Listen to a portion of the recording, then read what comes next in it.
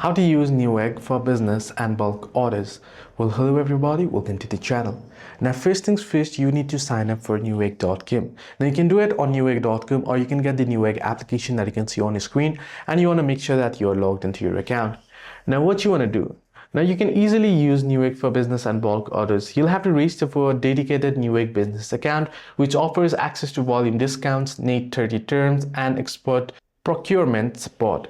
So you want to visit the Newegg business registration page. If you head into web and you search in or type in Newegg business registration,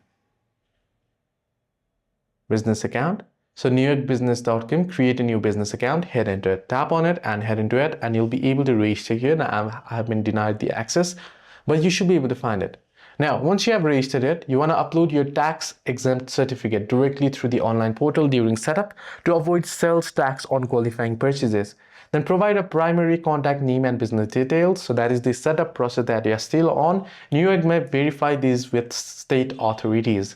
Then you'll be able to look for products that feature a volume savings table in the buy box, which highlights price drops for large quantities. You should be able to find it on the business account homepage there, and you can also check the site regularly for weekly bulk buy deals specifically tailored for IT and office procurement.